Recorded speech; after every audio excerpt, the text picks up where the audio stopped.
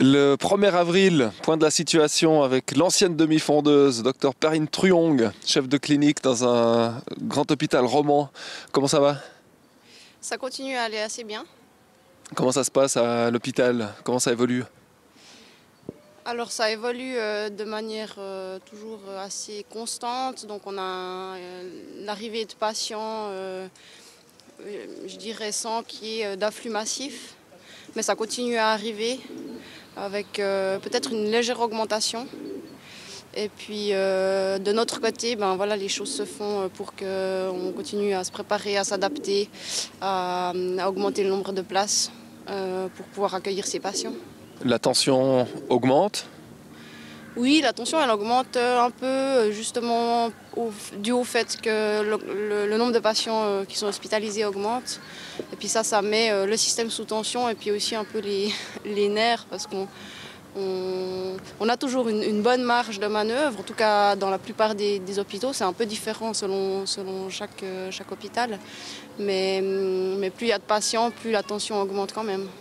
On s'est vu il y a 10 jours, on était à 67 morts, on est à 434 en ce 1er avril. Ça va augmenter encore beaucoup?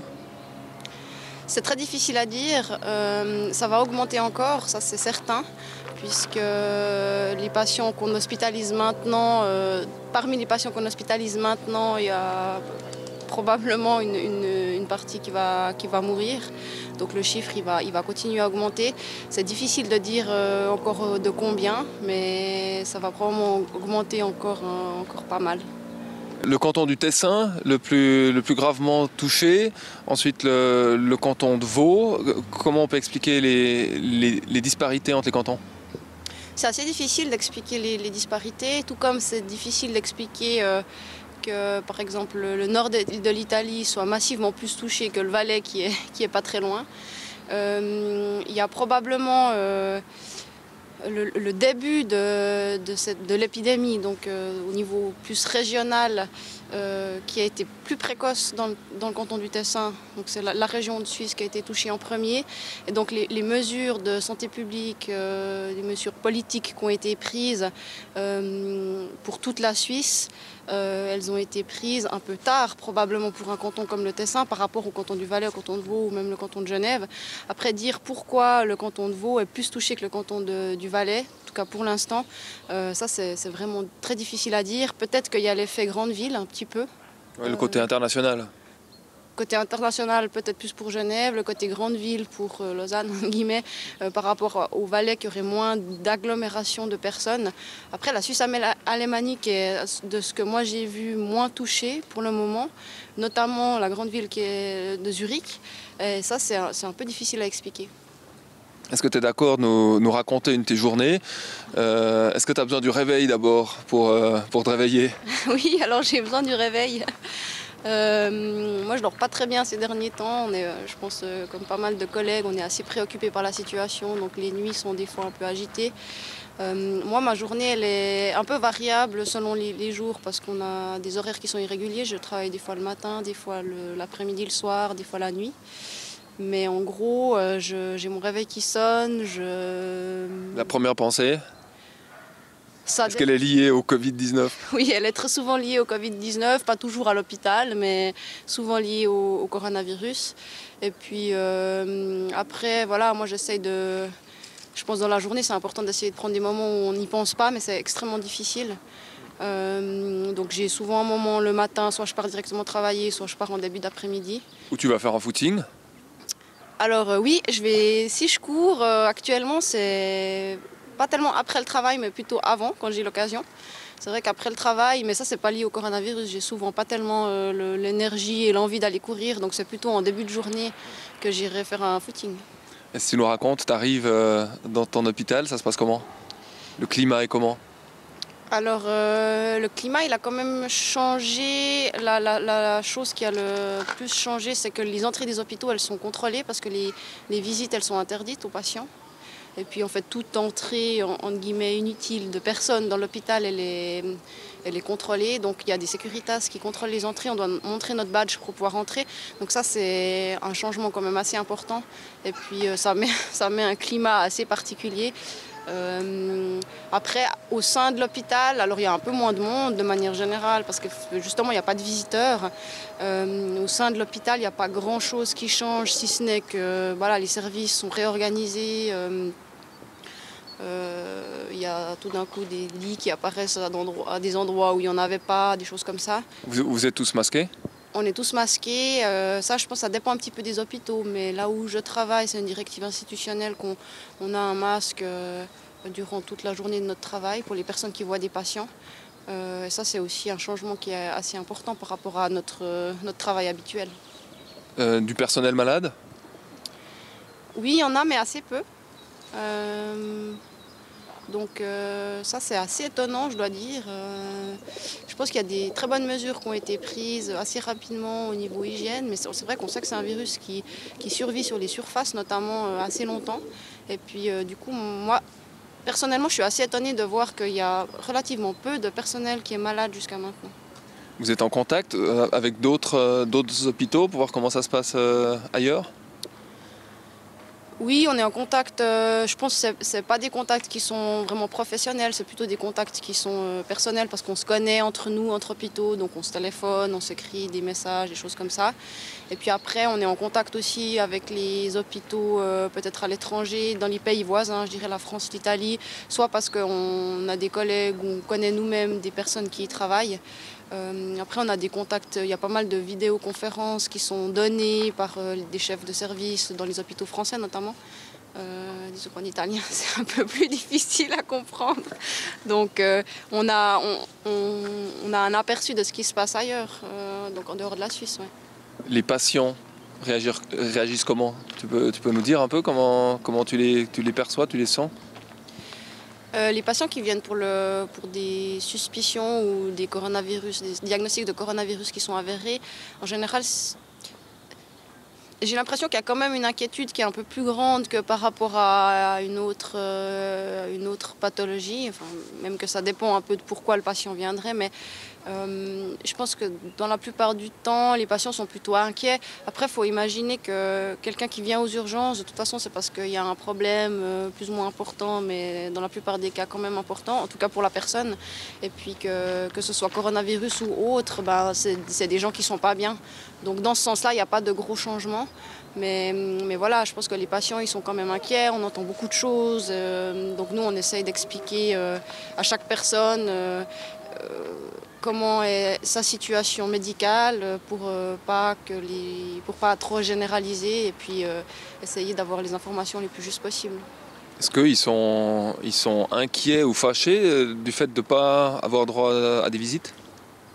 Alors aux urgences, j'ai eu aucune remarque dans ce sens.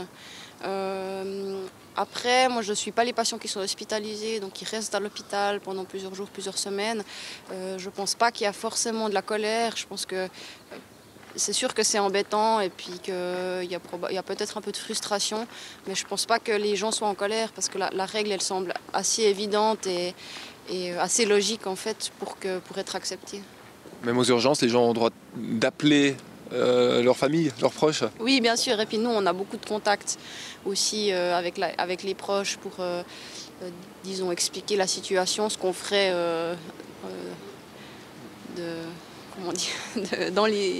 ce qu'on ferait en présence des proches. Et puis là, actuellement, ça se fait plus au téléphone, mais bien sûr, puis on essaie vraiment de faire en sorte que les patients aient très facilement accès à un téléphone. Tu peux nous dire un peu quel type de personnes sont hospitalisées? Les patients qui sont hospitalisés, c'est majoritairement des patients qui sont quand même plutôt âgés, je dirais à partir de 55-60 ans. C'est des patients qui ont ce qu'on appelle des facteurs de risque cardiovasculaire dans la plupart des cas, donc plutôt du surpoids, de l'obésité. Pas mal de patients ont des hypertensions et puis des diabètes. Donc ça, c'est un petit peu les choses qu'on voit dans les facteurs de risque, dans les comorbidités en fait, des patients qu'on hospitalise. On a l'impression qu'il y a peut-être un peu plus d'hommes que de femmes. Et puis, voilà, il y a de tout âge, mais on a quand même une population qui n'est pas si âgée que ça. Il y a une partie des patients hospitalisés qui sont plutôt dans la soixantaine. Quel risque pour nous autres athlètes et anciens athlètes en bonne forme? Alors je dirais qu'un patient de moins de 50 ans, une personne de moins de Qui n'est pas encore patient.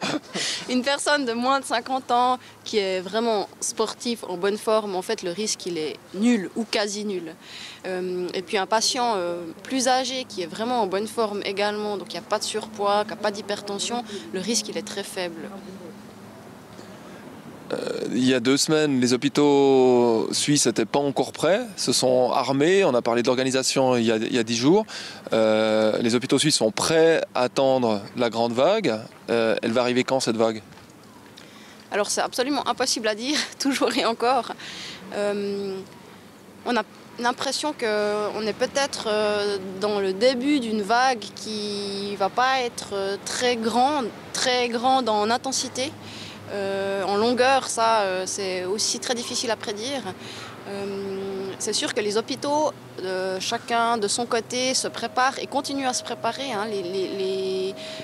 Puisque le nombre de patients augmente graduellement, les services de soins intensifs, de médecine interne continuent à s'agrandir au fur et à mesure, justement pour garder cette marge de manœuvre au cas où tout d'un coup il y aurait un afflux de patients. Il y a un afflux continuel de patients constant, peut-être en légère augmentation. On ne sait pas s'il y aura tout d'un coup un afflux massif et on se dit que peut-être ce ne sera pas le cas. Il y a quelques jours, sur la télévision nationale, un épidémiologiste bâlois voyait 3 scénarios. Le scénario optimiste avec moins de 1000 morts, le scénario moyen avec 22 000 morts et le scénario catastrophe avec près de 100 000 morts. Vous, dans les hôpitaux, vous pensez à quoi comme chiffre? C'est des choses dont vous parlez? On parle de ce qu'on pense par rapport à l'afflux des patients. Peut-être que dans les dirigeants, entre guillemets, ça parle un peu plus de chiffres. Moi, je dirais, avec mes collègues, on n'en a jamais dit « Ah, tu penses qu'il y aura combien de morts ?» C'est plutôt la question journalistique. Ouais, peut-être, ouais. Nous, la question, c'est plutôt « Ah, tu penses qu'à un moment donné, on va être sous l'eau ?» C'est plus ça qu'on discute entre nous. Et puis, qu'est-ce qu'il faut faire pour ne pas être sous l'eau? Voilà, exactement. Et puis, qu'est-ce qu'on pourrait encore faire pour ne pas être sous l'eau? Mais ça, je pense que les efforts, ils sont vraiment faits dans tous les hôpitaux en Suisse actuellement. Donc, on n'aura pas d'image comme en Italie? C'est très difficile à dire, on n'espère pas et on fait tout pour que ça n'arrive pas. Plus le temps passe et plus on se dit que peut-être on arrive à éviter ça. En tout cas, tout est fait pour, mais dire à 100% qu'on ne l'aura pas, c'est pas possible. La journée est plus lourde qu'une journée habituelle ou il y a une pression qui vient parce qu'il y a cette maladie? Donc aux urgences, la journée elle est plutôt moins lourde qu'une journée habituelle. Alors il y a toujours des hauts et des bas, bien sûr, c'est très fluctuant. Mais je dirais de manière globale, l'activité elle est plutôt moins lourde que d'habitude parce qu'on a une activité liée aux patients qui viendraient pour des coronavirus qui est bien sûr importante et qui est la majorité de notre activité. Mais tout le reste de l'activité est nettement en diminution. Donc on a beaucoup moins de consultations pour d'autres choses, ce qui fait qu'au final, la journée de manière générale est en fait un peu moins remplie que ce qu'on aurait sans le coronavirus. Par contre, dans d'autres secteurs, dans d'autres services, donc dans les services de médecine interne et de soins intensifs, là c'est sûr que la quantité de travail elle a beaucoup augmenté, les effectifs ont dû augmenter, les locaux ont augmenté, tout s'est adapté. Le rapport avec les collègues a changé? Non. En fin de journée, déjà, tu travailles combien d'heures si tu vas dans ton hôpital? Tu ressors combien d'heures après? C'est fixe, ça? Oui, alors on a des horaires qui sont relativement fixes. Ça dépend un petit peu des services et des hôpitaux, bien sûr. Nous, on fait des journées qui sont assez courtes, de 8 à 10 heures. Les nuits sont des fois un tout petit peu plus longues, mais on a, disons, des shifts qui sont assez courts. Et quand tu enlèves ton masque et ta blouse, comment ça se passe pour le départ de l'hôpital et puis l'arrivée à la maison? Alors quand on enlève le masque, on est content parce que c'est vrai que travailler toute la journée avec un masque sur le visage, c'est quand même, ça crée quand même un désagrément. Et puis après, c'est pas rare qu'on rencontre des gens qu'on connaît au sein de l'hôpital en partant, donc c'est l'occasion de discuter un petit peu. Après, moi, je prends le vélo pour rentrer à la maison et puis ça fait du bien. En parlant du masque, et ça sera la dernière question, est-ce qu'il faut porter le masque dans la rue? Alors, je vais répondre en deux temps. La première chose qu'il faut dire, c'est qu'un masque, ça n'a pas une durée de vie qui est indéterminée. Donc les masques chirurgicaux, donc les masques qu'on voit la plupart du temps dans les rues, effectivement, c'est des masques qui en général peuvent être portés 4 heures. Et puis après, ils sont plus efficaces parce qu'il y a des dépôts de bactéries et de virus dessus. Et donc d'autres virus que le coronavirus? Bien sûr, tous les virus qui traînent, toutes les bactéries qui traînent vont se déposer sur ces masques. Donc après 4 heures, un masque, nous, à l'hôpital, on les change. Des fois c'est avant, mais en tout cas c'est après 4 heures il faut changer de masque. Donc je portais un masque toute la journée ou pendant 3 jours le même, c'est sûr que c'est pas utile. Et puis dans la rue je dirais que c'est pas utile. Le masque il protège les voies aériennes des germes qui seraient à l'extérieur et qui arriveraient au niveau de la bouche, du nez. Et puis il protège l'extérieur d'un patient qui tousserait et qui serait porteur ou qui serait infecté par un coronavirus. Donc en se promenant dans la rue, la chose principale c'est vraiment bien de se laver les mains pour justement quand on a touché des choses, s'il y a du virus sur les mains et puis qu'on va manger ou se toucher, pas déposer le virus nous-mêmes au niveau de notre bouche et notre nez, mais le virus il se promène pas comme ça dans l'air. Donc mettre un masque pour se promener dans la rue, ça fait en fait pas beaucoup de sens. Dernière question, après la dernière question, il y avait des manques en matériel qui étaient augurés, notamment des masques. On en est où là? Alors les stocks ils ont été un peu refaits, donc je pense que ça dépend un petit peu des endroits. Mais actuellement la situation au niveau des masques elle est aussi sous contrôle parce qu'il y a des commandes qui ont pu être faites. En tout cas en Suisse, pour l'instant on ne manque pas de matériel, mais il y a des mesures qui sont prises pour faire attention et pas gaspiller. Il y a des gens qui partent avec des masques dans les poches à l'hôpital? Oui, il y a eu pas mal de soucis de vol, surtout au début, actuellement peut-être encore, mais maintenant les choses sont mieux rangées et plus surveillées, disons. Mais disons au début de cette épidémie, puis pandémie, il y a eu pas mal de vols de matériel dans les hôpitaux, de matériel de stérilisation pour les mains et puis de masques. Et puis, alors il y a peut-être des visiteurs, des passants qui en ont pris, mais après il y a probablement pas mal de travailleurs des hôpitaux qui ont pris des boîtes de masques pour les ramener à la maison, ça c'est une évidence. La même chose que le papier de toilette ou les autres choses qui ont été vidées dans les magasins. C'est un peu ça, ouais, faire des réserves.